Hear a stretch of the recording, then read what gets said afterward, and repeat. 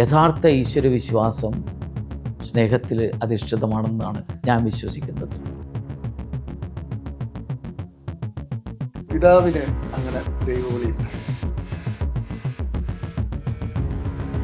ഞാനിങ്ങനെ വലിച്ച് ആ ചുമച്ച് നിൽക്കുന്ന സമയത്ത് എൻ്റെ അമ്മച്ചിയോട് കൂടെ പഠിപ്പിച്ചിരുന്നവർ എലിസബത്ത് ടീച്ചറുണ്ടായിരുന്നു. അവർ കണ്ടു ഈശ്വരന്റെ അസ്തിത്വം എത്ര കാലം നിലനിൽക്കും, ചോദ്യം ചെയ്യപ്പെടും.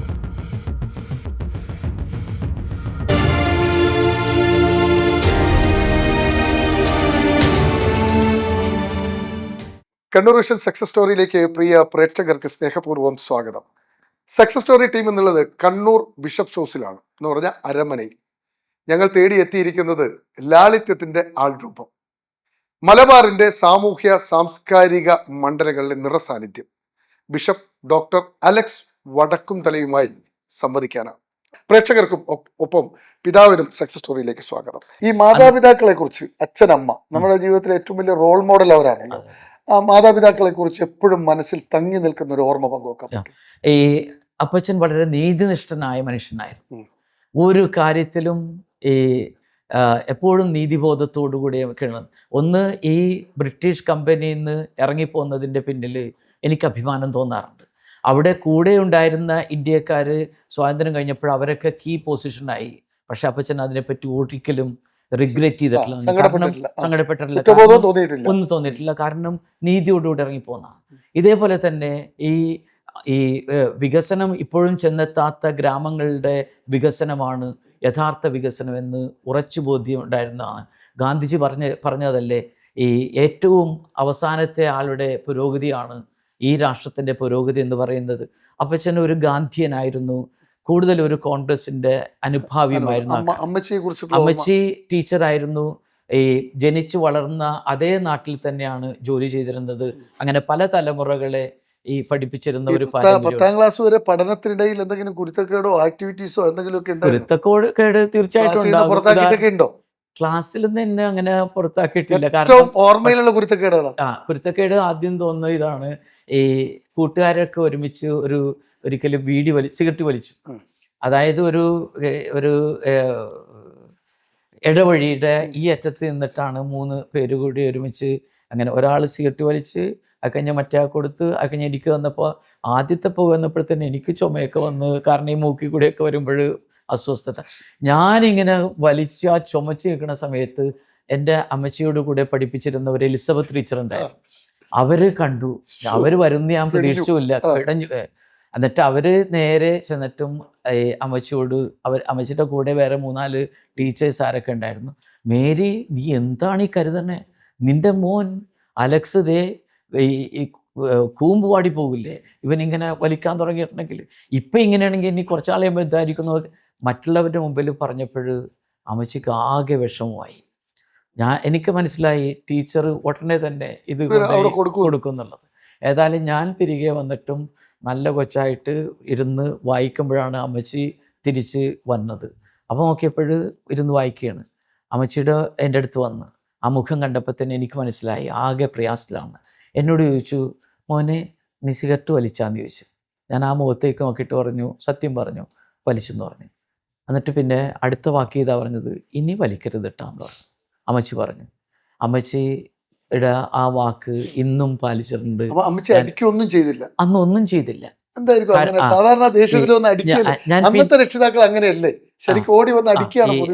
സാധാരണഗതിയിൽ ഞങ്ങൾക്ക് ശിക്ഷ നൽകിയിരുന്നതെല്ലാം അമ്മച്ചി തന്നെയാണ്. എന്തെങ്കിലും മേജർ പ്രശ്നം വന്നിട്ടുണ്ടെങ്കിലേ അത് അപ്പച്ചൻ്റെ ബെഞ്ചിലേക്ക്, സുപ്രീം കോടതിയിലേക്ക് പോകും സാധാരണഗതി. കാരണം അപ്പച്ചൻ വരുമ്പോൾ രാത്രി 8-8:30 ആകും സാധാരണഗതിയിൽ. പിന്നെ ആകെ ഞായറാഴ്ച, ആ ഞായറാഴ്ചകളിൽ ചിലപ്പോൾ പൊതുപ്രവർത്തനം, പിന്നെ അവിടെ ഒരു കോപ്പറേറ്റീവ് സൊസൈറ്റി ഉണ്ട്, അതിൻ്റെ കണക്ക് ഓഡിറ്റ് ചെയ്തിരുന്ന അപ്പച്ചനാണ്. അങ്ങനെ പല കാര്യങ്ങളിലൊക്കെ വ്യാപൃതനാണ്. അതുകൊണ്ട് സാധാരണ കാര്യങ്ങളൊക്കെ ഈ അമ്മച്ചിയുടെ ഈ കോടതിയിൽ തന്നെ തീരുന്നതാണ്. പക്ഷെ അന്ന് എന്നെ എന്തുകൊണ്ടോ അടിച്ചില്ല.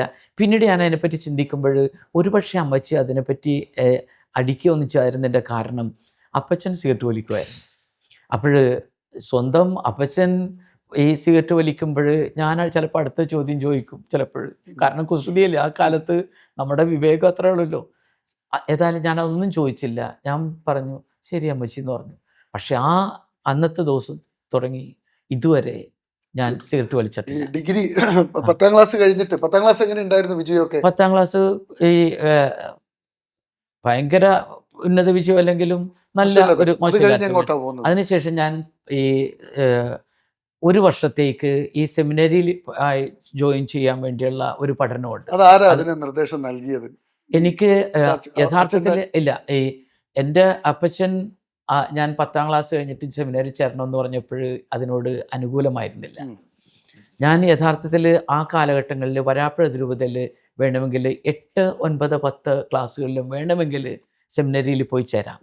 അതിന് അപ്പോസ്റ്റലിക് സ്കൂൾ എന്നാണ് പറയണത്. ഹൈസ്കൂൾ പഠനം ആ ഒരു സെമിനറിയുടെ അറ്റ്മോസ്ഫിയറിൽ എറണാകുളത്ത് സെൻറ്റ് ആൽബർട്ട്സ് സ്കൂളിലാണെന്ന് ആ കുട്ടികൾ പഠിക്കുന്നത്. ഹൈക്കോർട്ട് ജംഗ്ഷനിൽ തന്നെയുള്ള ആർച്ച് ബിഷപ്സ് ഹൗസിൻ്റെ ഓരം ചേർന്നിട്ടുള്ള ഒരു സെമിനറി ഉണ്ടായി. പെറ്റി സെമിനറി എന്നാണ് പറയുന്നത്. അവിടെയായിരുന്നു വെച്ചത്. അപ്പോൾ ആ സമയത്ത് ഞാൻ ചോദിച്ചിരുന്നു അനുവാദത്തിന്. അപ്പോൾ അപ്പച്ചൻ ക്ലിയർ ആയിട്ട് പറഞ്ഞു ഇപ്പം അതിനെപ്പറ്റി ചിന്തിക്കേണ്ട, പഠനം തുടരുക എന്ന് പറഞ്ഞു. അതിനപ്പുറത്ത് വേറെ ചർച്ചയൊന്നുമില്ല. അപ്പച്ചൻ്റെ തീരുമാനം. അതിനുശേഷം ഞാൻ എല്ലാ ദിവസവും രാവിലെ പള്ളിയിൽ പോകുമായിരുന്നു. ഞങ്ങളുടെ തൊട്ടടുത്ത് തന്നെയാണ്.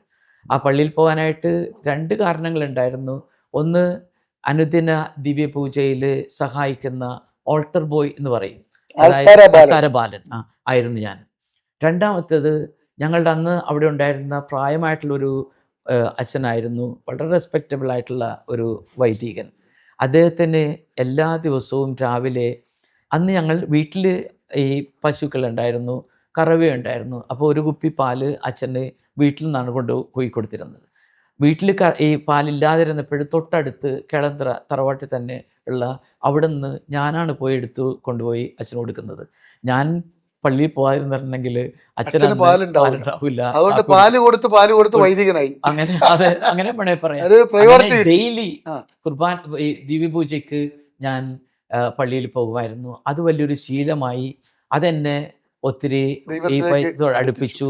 ഈ വൈദിക ജീവിതത്തെ പറ്റി ഒരു വർഷം അവിടെ നിന്നതിന് ശേഷം പിന്നത്തെ സ്റ്റാൻഡ് എന്താ? അതിനുശേഷം ഞാൻ ഈ അന്നത്തെ pre degree +1 +2 Kalamassery Saint Paul's കോളേജിൽ പോയി ചേർന്നു. പ്രീ ഡിഗ്രി പൂർത്തിയായി. ആ സമയത്ത് രാഷ്ട്രീയം മറ്റോ എന്തെങ്കിലും ഉണ്ടായിരുന്നു? ഇല്ല. അത് സെമിനറി ജീവിതം പോലെ തന്നെയാണ്.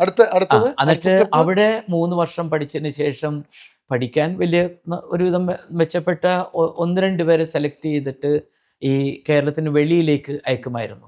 ആ വർഷം പൂന സെമിനാരിലേക്ക് അയച്ച ഏക വൈദിക വിദ്യാർത്ഥി ഞാനായിരുന്നു. അങ്ങനെയാണ് 3 വർഷം തത്വശാസ്ത്രത്തിന് വേണ്ടി പൂന പേപ്പൽ സെമിനാരിയിൽ പോയതും അവിടുത്തെ ജ്ഞാനദീപ വിദ്യാപീഠത്തിൽ ഫിലോസഫി പഠനം അവിടെ നിന്നാണ്. ഇല്ല, ഫിലോസഫിയിൽ ബാച്ചലർ ഡിഗ്രി അവിടെ എടുത്തിട്ട് ഒക്കെ ഞാൻ തിരിച്ച് നാട്ടിലേക്ക് പോന്നു.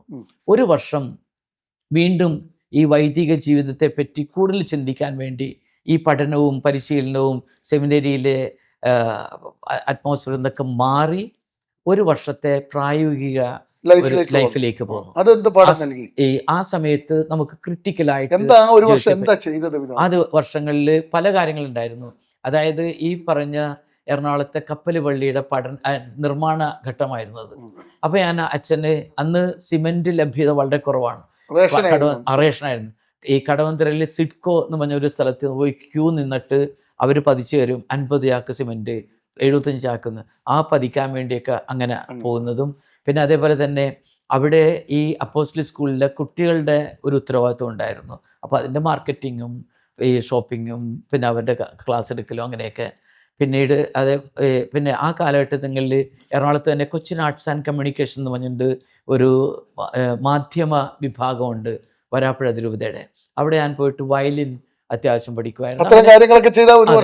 പിന്നെ ഈ എറണാകുളത്ത് ഏറ്റവും നല്ല പ്രഭാഷണങ്ങൾ ഒക്കെ ഉണ്ടെങ്കിൽ ഞാൻ പോയി കേൾക്കുമായിരുന്നു. അങ്ങനെയാണ് ആദ്യമായിട്ട് ഈ സഖാവ് നയനാറിൻ്റെ പ്രഭാഷണം കലൂർ സ്റ്റേഡിയത്തിൽ ആ ബസ് സ്റ്റാൻഡിൽ പോയി കേട്ടതും, സുകുമാർ അഴീക്കോടിൻ്റെ, അങ്ങനെയൊക്കെയുള്ള പിന്നെ കുറേ അധികം അങ്ങനെ ഒരു വ്യത്യസ്തമായിട്ടുള്ള ഒരു ചിന്താഗതിക്കും ചിന്തിക്കുവാൻ അപ്പോഴൊന്നും ഞാൻ വൈദികനാണെന്നുള്ള ഒരു പൂർണ്ണ തീരുമാനം എടുത്തിട്ടില്ല. അതിനുശേഷം ഒരു വർഷത്തെ ഈ പ്രായോഗിക പരിജ്ഞാനം കഴിഞ്ഞിട്ട് വീണ്ടും പൂനെയിലേക്ക് തന്നെ തിരികെ പോയി.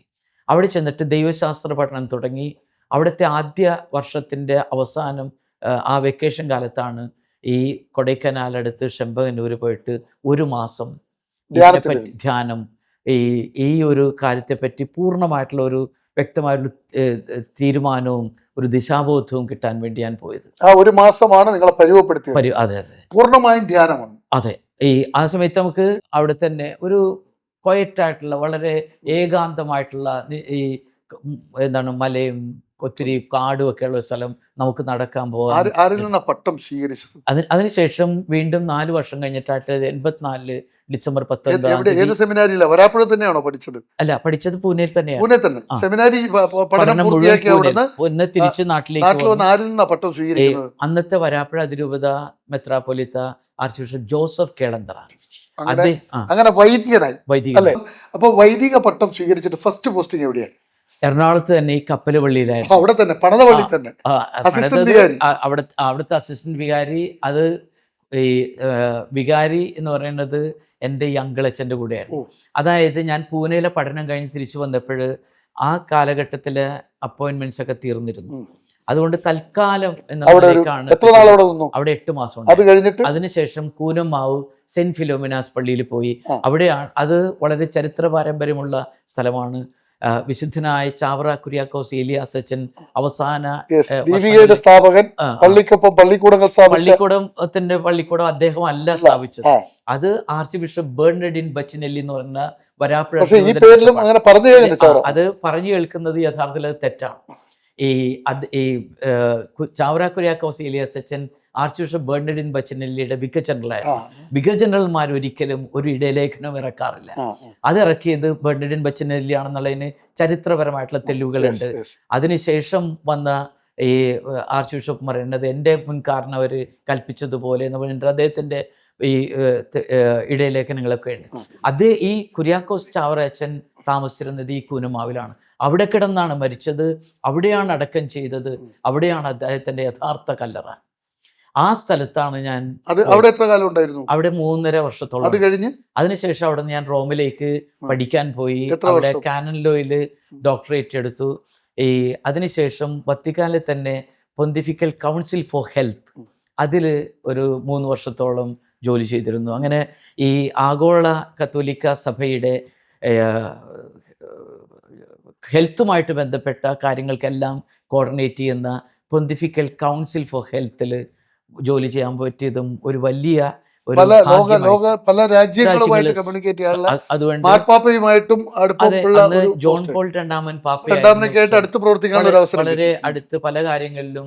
പ്രത്യേകിച്ച് എല്ലാ വർഷവും നവംബർ മാസം ഒരു ഇന്റർനാഷണൽ കോൺഫറൻസ് ഉണ്ട്. അത് ഉദ്ഘാടനം ചെയ്യുന്ന അല്ലെങ്കിൽ ഏറ്റവും പ്രധാനപ്പെട്ട പ്രഭാഷണം നൽകുന്നത് ജോൺ പോൾ രണ്ടാമൻ പാപ്പയാണ്. അപ്പോൾ ഈ ഓഫീസിൽ നിന്നാണ് ഇതെല്ലാം കോർഡിനേറ്റ് ചെയ്യുന്നതും ഒക്കെ. പ്രത്യേകിച്ച് HIV എയ്ഡ്സിനെ പറ്റി ഏറ്റവും ആദ്യം നടന്ന ഒരു അന്താരാഷ്ട്ര സമ്മേളനം വിളിച്ചു കൂട്ടിയത് വത്തിക്കാനിലെ ഈ പൊന്തിഫിക്കൽ കൗൺസിൽ ഫോർ ഹെൽത്തിൽ നിന്നാണ്.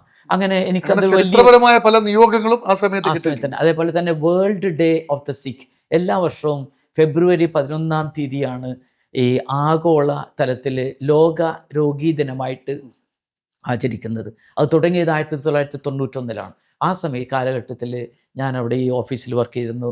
അതിൻ്റെ ഏറ്റവും ആദ്യം തുടങ്ങിയത് ദക്ഷിണ ഫ്രാൻസിലെ ലൂർദിലുള്ള മരിയൻ ഷ്രൈനിൽ വെച്ചാണ്. അതിനുശേഷം തുടർന്നുള്ള ഈ അന്താരാഷ്ട്ര ഈ ലോക രോഗീ ദിനത്തിൻ്റെ പ്രധാനപ്പെട്ട കാര്യങ്ങളിലുമായിട്ട് ബന്ധപ്പെടാനും എനിക്ക് സാധിച്ചിരുന്നു. ഏതായാലും അവിടുത്തെ 3 വർഷം കഴിഞ്ഞപ്പോൾ എനിക്ക് തോന്നി എൻ്റെ ജീവിതം ഇങ്ങനെ യൂറോപ്പിൽ ഒരു സമ്പന്ന രാഷ്ട്രത്തിൽ ചെലവഴിക്കാനുള്ളതല്ല എന്ന് മനസ്സിലാക്കാൻ, അത് ആ ഒരു തീരുമാനമെടുക്കാൻ എനിക്ക് ഏറ്റവും കാരണമായത് ഞങ്ങളുടെ ഓഫീസിൽ ഒരു ദിവസം മദർ തെരേസ സന്ദർശനത്തിന് വന്നു. അപ്പോൾ അന്ന് എൻ്റെ തലേദിവസം തന്നെ പറഞ്ഞിരുന്നു, ഈ മദർ വരുമ്പോൾ മദർ ഇംഗ്ലീഷിൽ സംസാരിക്കുമ്പോൾ ഞാൻ ഇറ്റാലിയനിലേക്ക് തർജ്ജമ ചെയ്യണം. മറ്റ് അവിടുത്തെ കർദിനാൾ ഫിറൻസോ അഞ്ചലീനി ആയിരുന്നു അന്നത്തെ പ്രീഫെക്റ്റ്.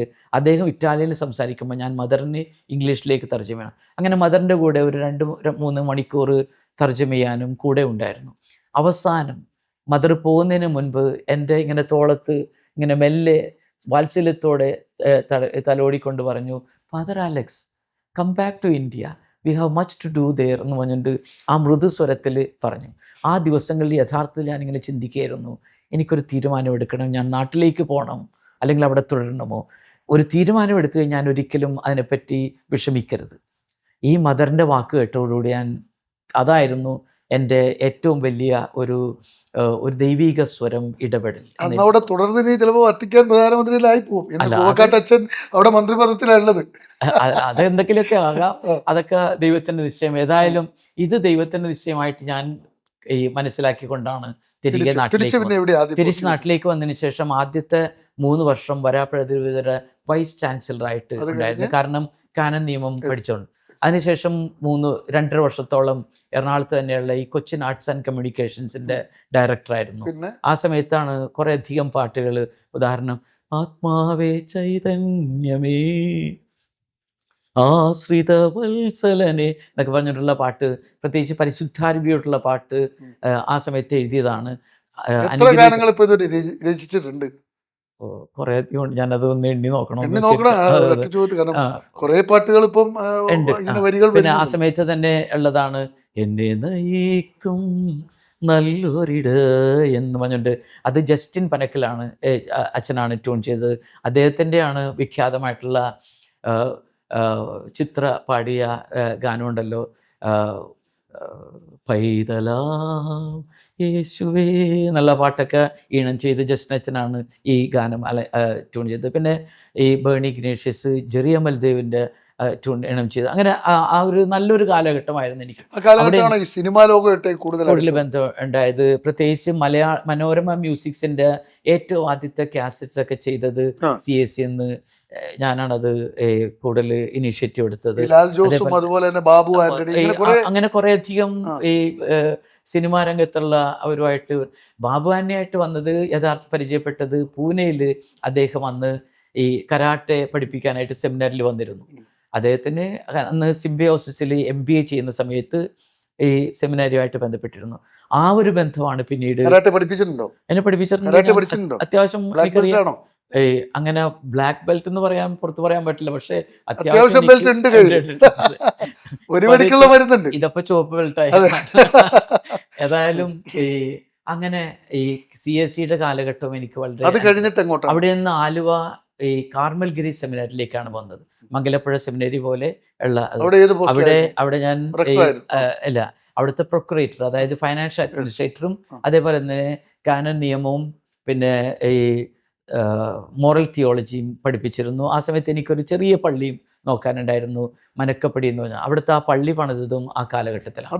അവിടെ നിന്ന് ഞാൻ നേരെ ഡൽഹിയിൽ CBCI ഹെൽത്ത് കമ്മീഷൻ്റെ എക്സിക്യൂട്ടീവ് സെക്രട്ടറി ആയിട്ട് പോയി. കാരണം വത്തിക്കാനിലുള്ള ഈ അനുഭവം ഉണ്ടായതുകൊണ്ട് ഡൽഹിയിൽ കാത്തലിക് ബിഷപ്സ് കോൺഫറൻസ് ഓഫ് ഇന്ത്യയിൽ ഈ ഹെൽത്ത് കമ്മീഷൻ നേതൃത്വം കൊടുക്കാൻ വേണ്ടി ഒരാളെ അന്വേഷിച്ചിട്ട് അവസാനം എൻ്റെ പേരിൽ അതും എനിക്കൊരു നല്ല അനുഭവമായിട്ട് പോയിരുന്നു. കാരണം നാഷണൽ ലെവലിൽ ഈ ഹെൽത്ത് കെയർ ഫീൽഡിൽ ചെയ്യാൻ ആ സമയത്താണ് HIV/AIDS ഏറ്റവും ശക്തമായിട്ട് ഇന്ത്യയിൽ ബാധിച്ചത്.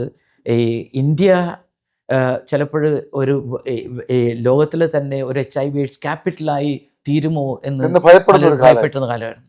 പ്രത്യേകിച്ച് അങ്ങനെയാണ് ഒരു കോംപ്രിഹെൻസീവ് HIV/AIDS പോളിസി ഈ ഹെൽത്ത് കമ്മീഷൻ്റെ ആഭിമുഖ്യത്തിൽ ഇറക്കിയത്. Commitment to compassion and care എന്നാണെന്ന് പറഞ്ഞത്. ഈ പല ആശുപത്രികളും രോഗികളെ സ്വീകരിക്കാൻ പോലും മടിച്ചപ്പോൾ കത്തോലിക്ക ആശുപത്രികൾ നിർബന്ധമായിട്ടും ഈ രോഗികളെ സ്വീകരിക്കണം, അവർക്ക് ആവശ്യമായ പരിചരണം കൊടുക്കണമെന്ന് തീരുമാനമെടുത്തത് ഈ പോളിസി വഴിയാണ്. അതിൻ്റെ ആമുഖ വാക്യം മദർ തെരേസയുടെയാണ്. A person living with HIV/AIDS is Jesus among us and how can we say no to him? അതായത് ക്രിസ്തുവിനോട് നമുക്ക് നോ പറയാൻ പറ്റില്ല. ഈ ക്രിസ്തു ഈ HIV/AIDS രോഗബാധിതൻ്റെ ജീവിക്കുന്ന ക്രിസ്തുവെ കാണണം എന്ന് പറഞ്ഞുള്ള മദർ തെരേസയുടെ വാക്കുകളാണ് പ്രചോദനമായത്. അങ്ങനെ ഈ ഇന്ത്യയിൽ തന്നെ ഏറ്റവും കൂടുതൽ കെയർ ആൻഡ് സപ്പോർട്ട് ഹോംസ് നടത്തിയിരുന്നത് ഒരു കാലഘട്ടത്തിൽ കത്തോലിക്ക സഭയാണ്. അതിനുശേഷം അവിടെ ഞാൻ 6 വർഷത്തോളം അല്ല 9 വർഷം അവിടെ ജോലി ചെയ്തിരുന്നു. സാധാരണ 6 വർഷമാണ്, പിന്നെ എക്സ്റ്റൻഷൻ ആയിട്ട് അങ്ങനെ 9 വർഷം നടന്ന് ഈ ഞാൻ തിരികെ നാട്ടിലേക്ക് വരാൻ ചിന്തിച്ചപ്പോൾ ജാർഖണ്ഡിൽ ഈ ഒരു മെഡിക്കൽ കോളേജ് തുടങ്ങാനുള്ള പ്രോജക്റ്റ് വന്നു. ഈ കത്തോലിക്ക സഭ മെത്രാൻ സമിതിയുടെ ഒരു വളരെ പ്രസ്റ്റീജിയസ് ആയിട്ടുള്ള ഇൻസ്റ്റിറ്റ്യൂഷനാണ് ബാംഗ്ലൂരത്തെ saint John's medical college, saint John's national academy of health sciences. ഇതുപോലെ ഒരെണ്ണം നോർത്ത് ഇന്ത്യയിലും വേണം എന്ന് മെത്രാന്മാർ തീരുമാനിച്ചപ്പോൾ അതിൻ്റെ ഫസ്റ്റ് പ്രോജക്റ്റ് ഡയറക്ടറായിട്ട് എന്നെയാണ് അവർ നിയോഗിച്ചത്. അങ്ങനെ ഞാൻ ജാർഖണ്ഡിലെ റാഞ്ചിയിൽ 3 വർഷം ഈ ഒരു പ്രോജക്റ്റിൻ്റെ അതിൻ്റെ ഈ പ്രൈമറി വർക്ക്. ഇപ്പോൾ അവിടെ ഒരു ഹോസ്പിറ്റൽ പ്രവർത്തിക്കുന്നു, നഴ്സിംഗ് കോളേജായി, പിന്നെ ഒരു പുതിയ ഹോസ്പിറ്റലിൻ്റെ കൺസ്ട്രക്ഷൻ നടക്കുന്നു, മെഡിക്കൽ കോളേജ് സാവകാശം ഉണ്ടാകും. അത് കഴിഞ്ഞ് തിരികെ വന്നിട്ട് ഞാൻ വരാപ്പുഴ അതിരൂപതയുടെ വിക ജനറലായിരുന്നു. അവിടെ 3 വർഷം ഉണ്ടായിരുന്നു. അങ്ങനെ വന്നപ്പോഴാണ് എനിക്ക് ഡൽഹിയിൽ നിന്ന് ഒരു വിളി വന്നത്. ഇങ്ങനെ അന്ന് ഫ്രാൻസിസ് പാപ്പയാണ്. ഇങ്ങനെ ഫ്രാൻസിസ് പാപ്പയുടെ തീരുമാനമുണ്ട്, ആ തീരുമാനം സ്വീകരിക്കാൻ തയ്യാറാണെന്ന് ചോദിച്ചപ്പോൾ ഞാൻ പറഞ്ഞു ഗീവ് മീ സം ടൈം എന്ന്. ഞാൻ വത്തിക്കാൻ അംബാസിഡർ അന്നത്തെ ആർച്ച് ബിഷപ്പ് സാൽവത്തോരെ പെനാക്കിയോ അദ്ദേഹത്തോട് ഞാൻ പറഞ്ഞു. അപ്പോൾ പറഞ്ഞു take your time but don't say no എന്നാണ് പറഞ്ഞത്. അതായത് സമയമെടുത്തോ, പക്ഷെ നോ എന്ന് പറയരുതെന്ന്. കാരണം കണ്ണൂർ ഒരാളെ ആവശ്യമായിരുന്നു. ഒരു 1.5 വർഷമായിട്ട് ചക്കാലക്കൽ പിതാവ് ഇവിടെ നിന്ന് കോഴിക്കോട് പോയി കഴിഞ്ഞപ്പോൾ പിതാവ് തന്നെയാണ് ഇതിൻ്റെ അഡ്മിനിസ്ട്രേറ്ററായിട്ട് നോക്കിയത്. 2 രൂപത നോക്കുക അത്ര എളുപ്പമല്ല. അപ്പോൾ ഒരാൾ വേണം, അതുകൊണ്ട് നോ പറയരുതെന്ന് എന്നോട് പറഞ്ഞു. അങ്ങനെ 3 ദിവസം കഴിഞ്ഞപ്പോൾ അദ്ദേഹം വീണ്ടും വിളിച്ചു. അപ്പം ഞാൻ യെസ് പറയേണ്ടി വന്നു. അങ്ങനെ കണ്ണൂരിലെത്തി. കണ്ണൂരിന്റെ മണ്ണിൽ അങ്ങനെ അവിടുന്ന് എങ്ങനെയായി കെട്ടുകിടക്കെടുത്ത് ഇങ്ങോട്ട് വരുമ്പോൾ ഒരു പേടിയില്ലേ? കണ്ണൂരിൽ കേട്ടപ്പോൾ മനസ്സിൽ എന്താ ആദ്യം തോന്നിയത്? എന്നോട് ഇതേ ചോദ്യം ആ സമയത്ത് ഒരു പത്രപ്രവർത്തകൻ ചോദിച്ചിരുന്നു ഇൻ്റർവ്യൂവിൽ. ഈ വടക്കോട്ട് പോകാൻ, കാരണം എറണാകുളത്ത് നിന്ന് ഇങ്ങോട്ട് ഈ കണ്ണൂരേക്ക് വരാൻ പേടിയില്ലേന്ന് ചോദിച്ചു. അപ്പോൾ ഞാൻ പറഞ്ഞു ഇതിനേക്കാൾ വടക്കായിരുന്നു. കാരണം റാഞ്ചിയിൽ ജാർഖണ്ഡിലായിരുന്നു. അവിടെ പ്രത്യേകിച്ച് ആ കാലഘട്ടങ്ങളിൽ മാവോയിസ്റ്റിൻ്റെ സംഘർഷങ്ങളൊക്കെ. അവിടെ വെച്ച് നേരിട്ട് എനിക്ക് അനുഭവിക്കേണ്ട ഒരു കാര്യം, ഒരിക്കൽ ഒരു ഡയനീഷ്, അദ്ദേഹത്തിൻ്റെ പേര് പറയണത് നല്ലതല്ല, ഒരു ഗവൺമെൻറ് ഉദ്യോഗസ്ഥനായിരുന്നു, വർക്ക് ചെയ്തിരുന്ന ഒരാളുടെ കൂടെയാണ് ഞാനൊരു സ്ഥലം കാണാനായിട്ട് പോയത് ഈ മെഡിക്കൽ കോളേജിന് വേണ്ടി. അത് ട്രൈബൽ ലാൻഡ്. അവിടുത്തെ 3 കാറ്റഗറിയാണ് ലാൻഡ് ഉള്ളത്. ഒന്ന് ട്രൈബൽ ലാൻഡ്, പിന്നെ ഒന്ന് general land, forest land. General land മാത്രമേ ഉള്ളൂ ഇങ്ങനത്തെ ഒരു സ്ഥാപനത്തിന് വേണ്ടി വാങ്ങിക്കാൻ പറ്റുള്ളൂ. പക്ഷേ ഏതാണ് ട്രൈബൽ ലാൻഡ്, ഏതാണ് ജനറൽ ലാൻഡ് എന്ന് അവിടുത്തെ ഉദ്യോഗസ്ഥന്മാരെ തന്നെ വിളിച്ചുകൊണ്ട് ചോദിച്ചിട്ട് കൺസൾട്ട് ചെയ്യണം. അങ്ങനെ ഞാനൊരു ഉദ്യോഗസ്ഥനെ വിളിച്ചിരുന്നപ്പോൾ എന്തോ അവിടുത്തെ മാവോയിസ്റ്റിലെ യൂത്ത് അറിഞ്ഞു ഇങ്ങനത്തെ ഒരാൾ അവിടെ സന്ദർശിക്കുന്നുണ്ട്. ഞാൻ ഒരുമിച്ച് വണ്ടിക്ക് കൊണ്ടുപോയി അവിടെ ചെന്ന സമയത്ത് ഇയാളെ ഇങ്ങനെ നീക്കി നിർത്തിയിട്ട് ആദ്യം ആർഗ്യുമെൻ്റായി ഭയങ്കര ദേഷ്യപ്പെട്ട് സംസാരിക്കാൻ തുടങ്ങി. ഒരു നിമിഷം ഇയാളുടെ ഇങ്ങനെ കഴുത്തിൽ കയറി കുത്തിപ്പിടിക്കാൻ തുടങ്ങി. അപ്പോൾ ഞാൻ ഉടനെ ചെന്നു, കാരണം ഞാനാണ് ഈ മനുഷ്യനെ വിളിച്ചുകൊണ്ട് പോയത്. ഈ മനുഷ്യന് 3 പെൺകൊച്ചു കുട്ടികളാണെന്ന് എനിക്കറിയാം. അങ്ങനത്തെ ഒരു ഒക്കെ ഞാൻ ചെന്നിട്ട് അയാളോട് പറഞ്ഞു ചോട് നോക്കിയാക്കറിയ എന്ന് പറഞ്ഞിട്ട് ഇത്തിരി ഒച്ചത്തിൽ പറഞ്ഞു. അപ്പോൾ ഈ കൈ വിട്ടു. അപ്പോൾ അടുത്ത് നിന്ന് വെച്ച ഒരാൾ ഈ പാൻറ്റിൻ്റെ ഇതിൽ ഈ സൈഡിൽ ഒരു തോക്ക് വെച്ചിട്ടുണ്ടായിരുന്നു. ഈ തോക്ക് കയ്യിലെടുത്തു. എന്നിട്ട് ഈ ഡൈനേഷ്യസിൻ്റെ നേരെ ഇങ്ങനെ വെച്ചു. അപ്പോൾ ഞാൻ വീണ്ടും ഷൗട്ട് ചെയ്തു. കാരണം അപ്പോൾ ഈ മനുഷ്യൻ എന്ത് അറിയാമോ, ഈ തോക്കെടുത്തിട്ട് എൻ്റെ ഇവിടെ വെച്ചു. അപ്പോൾ ഞാൻ ചില സമയത്തൊക്കെ ആ തോക്കിൻ്റെ നല്ല ചൂടുള്ള ദിവസം ഒരു 11-12 ആയിട്ടുണ്ടായി. ഈ തോക്കിൻ്റെ ആ ലോഹത്തിൻ്റെ ഒരു തണുപ്പുണ്ടല്ലോ, ചില സമയത്ത് എനിക്കിങ്ങനെ ഫീൽ ചെയ്യാറുണ്ട്. അതായത് ഒരു നിമിഷം എൻ്റെ ജീവിതം അവൻ്റെ ഈ തള്ളവരലാണ്. അപ്പോൾ അത്രയും സംഘർഷഭരിതമായിട്ടുള്ള എന്നിട്ട് ഉടനെ ഷൗട്ട് ചെയ്ത് എന്തോ എനിക്ക് ഭയങ്കര ഒരു ധൈര്യം കിട്ടി. ഒരുപക്ഷെ പണ്ടത്തെ ഈ കരാട്ടെ ഉണ്ടാകാം, അല്ലെങ്കിൽ ഈ ധ്യാനങ്ങളുടെ പ്രാർത്ഥനകളുടെ ആത്മസംയമനത്തിൻ്റെ ഒക്കെ ഒരു ഇതുണ്ടാകാം. എന്നിട്ട് അടുത്ത ക്ഷണത്തിൽ ഈ ഡയോനീഷ്യസും ഒരുമിച്ച് ആ ഡ്രൈവർ ഭാഗ്യത്തിന് വണ്ടിയിൽ തന്നെ ഉണ്ടായിരുന്നു. ഓടി വന്നു, അടച്ചു, ഈ വണ്ടി അവിടെ നിന്ന് രക്ഷപ്പെട്ടു. ഈ യഥാർത്ഥത്തിൽ വളരെ റിസ്ക്കിയാണ്. കാരണം കൊച്ചിയിൽ നിന്ന് തന്നെയുള്ള ഒരു ഹോമിയോ ഡോക്ടറിനെ അവിടെ ഈ റാഞ്ചിയിൽ വന്നിട്ട് അദ്ദേഹത്തെ വെടിവെച്ച് കൊന്നിട്ട് കംപ്ലീറ്റ് നെയ്ക്കറ്റ് ആക്കിയിട്ട് ഇയാളുടെ ബോഡി ഈ ബംഗാൾ അതിർത്തിയിലേക്ക് കൊണ്ടുപോയി വലിച്ചെറിഞ്ഞിട്ട ഒരു കഥയൊക്കെ ഉണ്ടായിരുന്നു. പിന്നീട് ഒരു ഫ്രാൻസിസ് ഷെൽബി എന്ന് പറഞ്ഞൊരു പോലീസ് ഉദ്യോഗസ്ഥൻ ഇതിൻ്റെ കണ്ടുപിടിച്ച് ഈ അവരെ അറസ്റ്റ് ചെയ്ത് കൊണ്ടുവന്നിട്ടുള്ള ഒരു കഥയൊക്കെ ഉണ്ട്. ഏതായാലും എനിക്ക് ഇത്രയും വലിയ ഒരു പ്രതിസന്ധികളിലൂടെയൊക്കെ പോയി കഴിഞ്ഞിട്ടുണ്ടെങ്കിൽ കണ്ണൂർ ഒരു പ്രശ്നമില്ല. അല്ല, ഇവിടെ അതുകൊണ്ട് വന്നിട്ട് ഞാൻ എങ്ങനെയുണ്ട്? അവരോട് പറഞ്ഞ ഇതാണ്, എനിക്ക് ഇതിനെ അപ്പോൾ വടക്കായിരുന്നു ഞാൻ. ഇപ്പൊ ഇത് അധികം പ്രശ്നമില്ല. പ്രശ്നമില്ല. സ്വന്തം ഇവിടെ നാട്ടിൽ വന്നു ഇപ്പൊ 12 വർഷം കഴിഞ്ഞു. 12 വർഷം എങ്ങനെയാണ് കഴിഞ്ഞിട്ട് കണ്ണൂർ നൽകുന്ന അനുഭവം? എനിക്ക് ഈ കണ്ണൂർ എന്ന് പറഞ്ഞിട്ടുണ്ടെങ്കിൽ ഒരു സൗഹാർദ്ദതയുടെ നാടായിട്ട് തന്നെ തോന്നിയേക്കണേ. ഈ ഞാൻ വന്ന ആ കാലഘട്ടങ്ങളിൽ ഒത്തിരി പൊളിറ്റിക്കൽ മേർഡേഴ്സ്, ഈ ഷുഹൈബിൻ്റെയും പിന്നെ പലരുടെയും ഈ വധം ഉണ്ടായിരുന്നു. ഞങ്ങൾ ഇവിടുത്തെ ഈ വടക്കേ മലബാറിലെ ബിഷപ്സ് ഒരുമിച്ച് അവരെല്ലാവരുടെയും ഭവനങ്ങളിൽ പോയിരുന്നു. ഈ ഷുഹൈബിൻ്റെ വീട്ടിൽ പോയിരുന്നത് അന്ന് വലിയമറ്റം പിതാവും ഒക്കെ ഒരുമിച്ചാണ്. ഇവിടെ ഈ വട്ടത്തൂർ അവിടെ പോയിരുന്നു. അവർ രണ്ടുപേരുടെയും വീട്ടിൽ പോയിരുന്നു. പിന്നെ അതുപോലെ തന്നെ അത് പാർട്ടിക്ക് അതീതമായിട്ട് ഈ കണ്ണപുരത്ത് പോയിരുന്നു. അവിടുത്തെ ഞാൻ അവിടെ പക്ഷേ അതിനുശേഷമാണ് ഞങ്ങളിവിടെ ഒരു സർവ്വമത സമ്മേളനവും പിന്നെ അതേപോലെ തന്നെ പൊളിറ്റിക്കൽ എല്ലാ പാർട്ടികളുടെയും ഒരുമിച്ചുള്ള യോഗം കൂടിയിട്ട്. പിതാവ് വരുമ്പോൾ കൊച്ചി പോലുള്ള ഒരു നഗരത്തിലെ രാഷ്ട്രീയം ഒന്ന് വേറെയാണ്. അതെ, കുടുംബത്തിൽ തന്നെ രാഷ്ട്രീയക്കാരുണ്ട്. അവിടുന്ന് കണ്ട രാഷ്ട്രീയം ഇവിടെ വന്നപ്പോൾ അതിന്റെ സ്വഭാവം എങ്ങനെയാണ് പിതാവ് നിരീക്ഷിച്ചത്? ഇവിടുത്തെ രാഷ്ട്രീയത്തിൽ ഞാൻ കണ്ട ഒരു കാര്യം ഇതാണ്: രാഷ്ട്രീയമായിട്ടുള്ള മുതലെടുപ്പിന് വേണ്ടി സാധാരണക്കാരെ കരുവാക്കുന്നുണ്ട്. ഇപ്പോൾ ഈ കണ്ണപുരത്ത് ആ ഭാഗത്തുള്ള മരിച്ചു വീണത് ഒരു കള്ള് ഷാപ്പിൽ ജോലി ചെയ്യുന്ന ഒരു മാർക്സിസ്റ്റ് അനുഭാവിയായിട്ടുള്ള വ്യക്തിയാണ്. ആ കുടുംബം ഇപ്പോൾ അനാഥത്വത്തിലാണ്. യഥാർത്ഥത്തിൽ അതിൻ്റെ പിന്നിൽ പ്രവർത്തിച്ചവരൊക്കെ വലിയ വലിയ രാഷ്ട്രീയക്കാരായിട്ട് മാറി നിൽക്കുകയും അവർ അധികാരത്തിലൊക്കെ ഉണ്ട്. ഇങ്ങനെ മറ്റുള്ളവരെ കരുവാക്കിക്കൊണ്ടുള്ള ഒരു രാഷ്ട്രീയ പ്രവർത്തനമാണ്.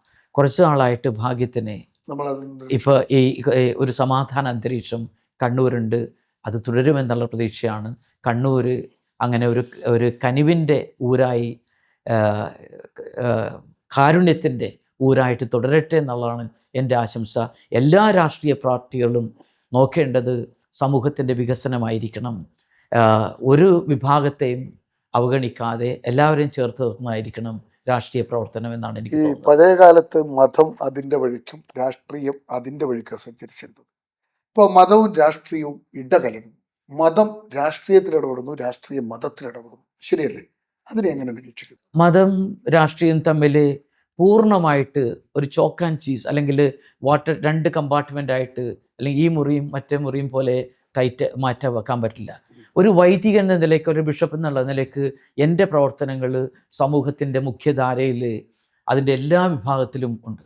അവിടെ രാഷ്ട്രീയ പ്രവർത്തകരുമായിട്ട് എനിക്ക് ഇടപെടേണ്ടി വരുന്നു. എനിക്ക് ഇവിടെ എല്ലാ പാർട്ടികളുമായിട്ടുള്ള വളരെ അടുത്ത ബന്ധമുണ്ട്.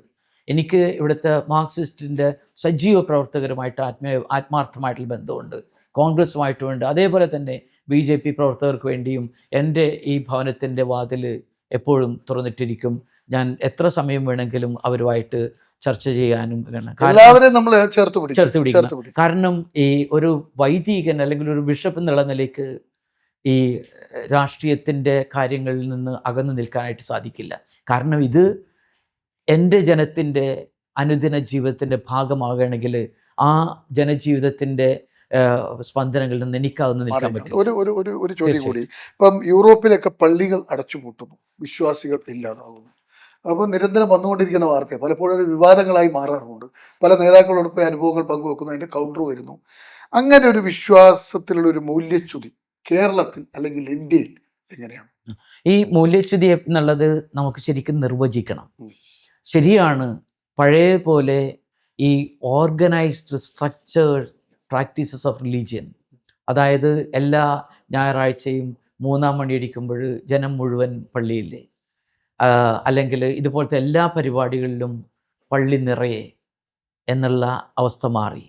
പക്ഷേ ഞാൻ യൂറോപ്പിൽ അവിടെ താമസിച്ച് പ്രവർത്തിച്ചതുകൊണ്ട് ഇപ്പോൾ 6 വർഷം ഞാനവിടെ റോമിൽ തന്നെ ഉണ്ടായിരുന്നു.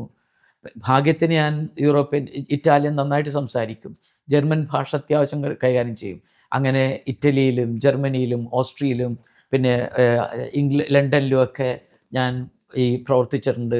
USA-യിലും സ്റ്റാറ്റൻ ഐലൻഡിൽ ഒരിടവകലുണ്ടായിരുന്നു. നമ്മളുടെ ഈ ശരിയാണ്, പഴയതുപോലെ ഇങ്ങനെ ഒരിടവകയിലെ 95% ആൾക്കാരും പള്ളിയിൽ കാണില്ല. പക്ഷേ ആധ്യാത്മികത നഷ്ടപ്പെട്ടിട്ടില്ല. പ്രത്യക്ഷമായിട്ടുള്ള കുറവുകൾ അതായത് ഇങ്ങനെ ഈ ജനങ്ങളെ വിചാരിക്കുന്ന വിധത്തിലുള്ള ആ തള്ളിക്കയറ്റം പള്ളികളില്ലെങ്കിലും ജനങ്ങളുടെ ഹൃദയത്തിൻ്റെ ഉള്ളിൽ ഇപ്പോഴും ആധ്യാത്മികതയുണ്ട്. ഇപ്പോൾ ഏതെങ്കിലും ഒരു പ്രകൃതി ദുരന്തം സംഭവിക്കട്ടെ, ഇപ്പോഴും ഏറ്റവും കൂടുതൽ ആ ദുരന്ത മുഖത്ത് കാരുണ്യത്തിൻ്റെ സാന്നിധ്യമായിട്ട് ഈ യൂറോപ്പിലെ സഭ ഇപ്പോഴുമുണ്ട്. ഇപ്പോൾ ഏറ്റവും അടുത്ത നമ്മളുടെ വയനാട്, വിലങ്ങാട് ഉള്ള പ്രകൃതി ദുരന്തത്തിൻ്റെ കണക്കെടുത്തിട്ടുണ്ടെങ്കിൽ ഈ ഇന്ത്യയിൽ നിന്ന് ഈ ദുഃഖത്തിനും ദുരിതത്തിനും കൂടെ നിന്ന് ഔദാര്യത്തോടുകൂടെ സഹായിച്ചതിൻ്റെ തുക താരതമ്യം ചെയ്യണമെങ്കിൽ ഇത്രയും വലിയ ഒരു സമ്പന്ന ഇതിലേക്ക് കുതിക്കുന്ന രാഷ്ട്രമെന്ന് നമ്മൾ അവകാശപ്പെടുമെങ്കിലും അതിനേക്കാൾ കൂടുതൽ തുക ഈ മറ്റ് ഈ ക്രൈസ്തവ ആദർശങ്ങൾ നിലനിന്നിരുന്ന രാഷ്ട്രങ്ങളിൽ ഉണ്ട്. ഉക്രൈൻ യുദ്ധം നടക്കുന്നുണ്ട്. ഈ ഉക്രൈനിൽ നിന്ന് പോകുന്ന അഭയാർത്ഥികളെയും ദുരിതങ്ങളിലായിരിക്കുന്നവരെയും ഈ യൂറോപ്യൻ യൂണിയനും യൂറോപ്പിലെ സഭയും അവർ സ്വീകരിക്കുകയും ചെയ്യുന്നുണ്ട്. എന്നാൽ ഇതുപോലുള്ള സമ്പന്ന രാഷ്ട്രങ്ങൾ പലതും അവരുടെ വാതിൽ കൊട്ടിയടക്കുന്നതും ഇന്നത്തെ ചരിത്രം നമ്മൾ കണ്ടുകൊണ്ടിരിക്കുക. പിന്നെ ഈ സുഡാൻ, എത്യോപ്യ ഇങ്ങനെയുള്ള അല്ലെങ്കിൽ ആഫ്രിക്കൻ രാജ്യങ്ങളിൽ നിന്ന് അഭയാർത്ഥികൾ ഈ യൂറോപ്പിലേക്ക് വരുമ്പോൾ ഏറ്റവും കൂടുതൽ അവരുടെ അതിർത്തികൾ തുറന്നിട്ടിരിക്കുന്നത് യൂറോപ്പിലെ രാഷ്ട്രങ്ങളാണ്. ഫ്രാൻസിസ് പാപ്പ അവിടെ വരുന്ന അഭയാർത്ഥികൾക്ക് വേണ്ടി ഭയങ്കര ധീരമായ നിലപാടെടുത്തു. അദ്ദേഹത്തിന് ഈ ഒത്തിരി വിമർശനം നേരിടേണ്ടി വന്നെങ്കിൽ പോലും അദ്ദേഹത്തോട് പറഞ്ഞു, ഏത് മതമാണ്, ഏത് ഭാഷ സംസാരിക്കുന്നവരാണ്, ഏത് വർണ്ണമാണ് നല്ല നോക്കേണ്ടത്, ഇവർ മനുഷ്യരാണെങ്കിൽ അവരെ സ്വീകരിക്കണം. അതിനുവേണ്ടി ദേവാലയവും മറ്റ് ഈ അനുബന്ധ സ്ഥാപനങ്ങളും തുറന്നിടണമെന്ന് അർത്ഥശങ്കയ്ക്കിടയില്ലാത്ത വിധത്തിൽ പ്രഖ്യാപിച്ചത് ഫ്രാൻസിസ് പാപ്പയാണ്. നമ്മുടെ ഈ ഇന്ത്യയിൽ ഈ സന്യസ്തർക്ക് നേരെ നിരന്തരം നടക്കുന്ന സന്യാസ സമൂഹത്തിന് നേരെ ഇപ്പം നമുക്കറിയാലോ, കൊല്ലപ്പെടുന്നു, ആക്രമിക്കപ്പെടുന്നു. അതെന്തുകൊണ്ടാണ് അങ്ങനെ നിരന്തരം സംഭവിക്കുന്നു? യഥാർത്ഥത്തിൽ ഒട്ടും സ്വീകരിക്കാൻ പറ്റാത്ത ഒരു യാഥാർത്ഥ്യമാണ്. ഞാൻ നോർത്ത് ഇന്ത്യയിലുള്ള ഒട്ടുമിക്ക ഈ സ്ഥാപനങ്ങളിൽ പ്രത്യേകിച്ച് ആശുപത്രികളിൽ, ഡിസ്പെൻസറികൾ വ്യക്തിപരമായിട്ട് സന്ദർശിച്ചിട്ടുള്ള ഒരു ആളാണ്. ഈ പല ഇതുവരെയും പുരോഗതി ചെന്നെത്താത്ത ഗ്രാമങ്ങളിലുള്ള ആശുപത്രികൾ, ഡിസ്പെൻസറികളാണ് അവിടുത്തെ ഏക ആശ്രയം അവിടുത്തെ മനുഷ്യർക്ക്, പ്രത്യേകിച്ച് രോഗാവസ്ഥയിൽ. അവിടെ ഈ പ്രവർത്തിക്കുന്നത് പ്രത്യേകിച്ച് നമ്മുടെ കേരളത്തിൽ നിന്നും ദക്ഷിണേന്ത്യയിൽ നിന്നൊക്കെയുള്ള സന്യസ്തരാണ്. അവരോട് ഇപ്രകാരം പ്രവർത്തിക്കുന്നത് എനിക്ക് തോന്നുന്നത് ചരിത്രം പൊറുക്കില്ല. ഉദാഹരണം ഞാൻ പറഞ്ഞുതരാം. ഈ ഗ്രഹാം സ്റ്റെയിൻസ് പ്രവർത്തിച്ചിരുന്ന ഒറീസയിലെ മുഹമ്മദ്പൂരിൽ ഞാൻ പോയിട്ടുണ്ട്. ഇപ്പോഴും ലൈറ്റില്ല, ഇപ്പോഴും അങ്ങോട്ടുള്ള റോഡ് മര്യാദക്കല്ല. പക്ഷേ അങ്ങനത്തെ ഒരു സ്ഥലത്താണ് ഓസ്ട്രേലിയ എന്നുള്ള ഇത് അവർ പോയത്. ഗ്രഹാം സ്റ്റെയിൻസിനെയും 2 മക്കൾ തിമത്തിയെയും ഫിലിപ്പിനെയും ചുട്ടുകരിച്ചാണ് കൊന്നത്. യഥാർത്ഥത്തിൽ അവരെ അടക്കം ചെയ്ത ആ കബറിടം ഈ അദ്ദേഹത്തിൻ്റെ ഘാതകരായിരുന്നവർക്ക് വേണമെങ്കിൽ ജനലിൽ നിന്ന് കൂടി നോക്കിയാൽ കാണാൻ പറ്റുന്ന ദൂരത്തിലാണ്. അവരിപ്പോൾ അനുരചനത്തിൻ്റെ പാതയിലാണ്. റാണിമരിയെ നിഷ്കരണം വധിച്ച ആ ഫേസ് ഓഫ് ദ ഫേസ്ലെസ് എന്നുള്ള മൂവി എത്രയോ ഹൃദയസ്പർശിയാണ്. ഈ റാണിമരിയെ വധിച്ച ആ വ്യക്തിയും അവസാനം മാനസാന്തരപ്പെട്ടു. അതെ, സ്റ്റാൻ സ്വാമിയോട് ചെയ്ത കാര്യം ചരിത്രം പൊറുക്കുമോ? അദ്ദേഹം ഒരു കുറ്റാരോപിതനായിട്ടാണ് ഈ ജയിലിൽ കിടന്ന് മരിച്ചത്. ഈ മിഷണറിമാരൊക്കെ എന്തിനാണ് പിറന്ന നാടും പരിചിത സാഹചര്യങ്ങളും ഒക്കെ ഉപേക്ഷിച്ച് ഈ പാവപ്പെട്ടവരുടെ കൂടെ താമസിക്കുകയൊക്കെ ചെയ്യുന്നത്? റാണിമരിയയോട് കൂടെയുള്ള ഒരു സിസ്റ്റർ ചോദിക്കുന്നുണ്ട്, സിസ്റ്ററെ നമ്മളെന്തിനാണ് ഇത്തിരി കഷ്ടപ്പെടുന്നത്?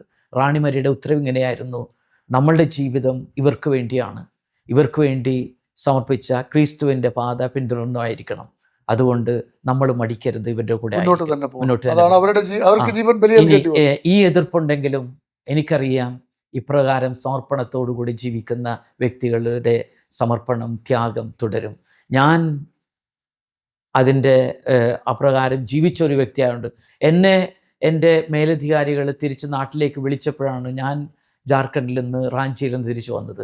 അല്ലെങ്കിൽ അവിടെ തന്നെ ആദിവാസികളുടെ കൂടെ ഞാൻ കൂടെ ഉണ്ടാവും. പ്രവർത്തിക്കാൻ എങ്ങനെയുണ്ട് ഇത്രയും കാലത്തെ ജീവിതം നൽകുന്ന പാഠം എന്താണ്? വലിയൊരു സംതൃപ്തിയോടുകൂടിയാണ് ഞാൻ എൻ്റെ ജീവിതത്തെ വിലയിരുത്തുന്നത്, മുന്നോട്ട് നോക്കുന്നത് പ്രത്യാശയോടുകൂടിയാണ്. ഇത് ഞാൻ വെറുതെ പറയാൻ വേണ്ടി പറയുന്നതല്ല, എൻ്റെ ഉള്ളിൻ്റെ ഉള്ളിലാണ്. എന്ന് പറഞ്ഞിട്ട് പ്രയാസങ്ങളൊന്നുമില്ലെന്നല്ല, പ്രതിസന്ധികളും വിമർശനങ്ങളും ഒക്കെ വന്നാലും അതിനപ്പുറത്ത് ഒരു സംതൃപ്തിയുടെ ജീവിതമാണ് എൻ്റെ ജീവിതത്തിൻ്റെ ആകത്തുക. അതിൽ ഞാൻ ദൈവത്തിന് നന്ദി പറയുകയാണ്. യെസ്, പുസ്തകങ്ങൾ, എഴുത്തിന്റെ ലോകത്ത് എത്ര പുസ്തകങ്ങൾ എഴുതിയിട്ടുണ്ട്? ഞാൻ ഇവിടെ വന്നു, ഞാൻ കുറച്ച് പുസ്തകങ്ങൾ കണ്ടു. 10ാമത്തെ പുസ്തകമാണ്. ഈ ഏറ്റവും അവസാനം ഇറക്കിയത് ഇതാണ് ഏറ്റവും അവസാനം ഉള്ളത്. ഈ കരുതലിന്റെയൊക്കെ ഒരു പുസ്തകങ്ങളിലേക്ക് ഉള്ളടക്കം എന്താണ്? അതിനൊക്കെ ആത്മകഥാംശമാണോ, എങ്ങനെയാണ്? ഈ കരുതലിൽ കൂടുതലുള്ളത് സാമൂഹിക വിഷയങ്ങളാണ്. ഉദാഹരണം, അതിൽ ഒരു ലേഖനം ഈ എന്താണ്, കൊലപാതകത്തിന് പകരം, കൊലയ്ക്ക് പകരം കൊലശിക്ഷയോ പരിഹാരം.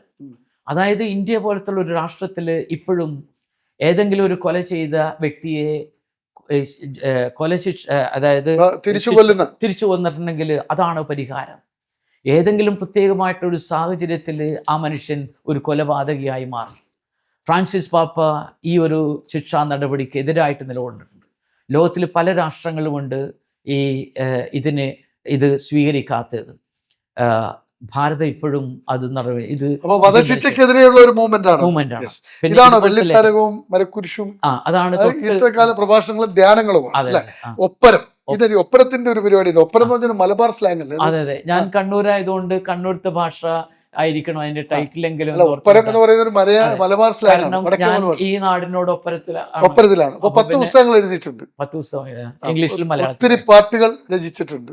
അങ്ങനെയുണ്ട്. അപ്പൊ എന്തായാലും രസകരമാണ്. ഒരു ചെറിയ ഒരു സംഗീതം പോലെ, അല്ലെങ്കിൽ ഒരു അരുവി ഒഴുകുന്നത് പോലെയാണ് പിതാവിനോടൊപ്പം ഇത്രയും നേരം ചിലവഴിച്ചത്. ഒത്തിരി ചോദ്യങ്ങൾ എൻ്റെ മനസ്സിൽ ഇനിയും ബാക്കിയുണ്ട്. കാരണം അത്രയേറെ ജീവിതാനുഭവം അദ്ദേഹത്തിനുണ്ട്. പക്ഷെ നമുക്ക് സമയപരിമിതി ഉണ്ട്. അതുകൊണ്ട് തന്നെ ഈ എപ്പിസോഡ് ഇവിടെ വൈൻഡപ്പ് ചെയ്യാണ്. ഇതിൽ നിന്നൊരു നമുക്ക് പഠിക്കാൻ കുറേ ഉണ്ട്. ഈശ്വരവിശ്വാസം ചോദ്യം ചെയ്യപ്പെടുന്ന ഇന്നത്തെ കാലഘട്ടത്തിൽ ഒരു മനുഷ്യൻ എങ്ങനെ ഒരു ഈശ്വരവിശ്വാസിയായി നിലനിൽക്കുന്നു എന്നതിൻ്റെ ഏറ്റവും വലിയ ഉദാഹരണമാണ് പിതാവ്. യൂറോപ്പ് ഉൾപ്പെടെ എല്ലാ സ്ഥലത്തും കറങ്ങി വരുമ്പോഴും ഇന്നും അദ്ദേഹത്തിന് ആ അടിയുറച്ച വിശ്വാസം എങ്ങനെ ഉണ്ടായി എന്ന് അദ്ദേഹം നമുക്ക് പറഞ്ഞു തരുന്നുണ്ട്. അദ്ദേഹം പറഞ്ഞല്ലോ, ഒരു ദിവസം ഞാൻ ഈ കുപ്പായം ഇട്ട് അച്ഛനായതല്ല, നിരവധി തവണ ധ്യാനത്തിലൂടെയും വളരെ അധികം ചിന്തിച്ചു കടന്നു വന്ന ഒരു വഴിയാണിത്. അപ്പോൾ ഇതൊരു മാതൃകയാണ്, സമൂഹത്തിന് പഠിക്കേണ്ട പാഠമാണ്. ഞാൻ സമർപ്പിക്കുന്നു പ്രേക്ഷകർക്ക് ഈ പാഠപുസ്തകം. പ്രേക്ഷകർക്കും ഒപ്പം പിതാവിനും നന്ദി, നമസ്കാരം. ഒത്തിരി നന്ദി, നമസ്കാരം. ഓക്കെ, ഈശ്വരൻ അനുഗ്രഹിക്കട്ടെ.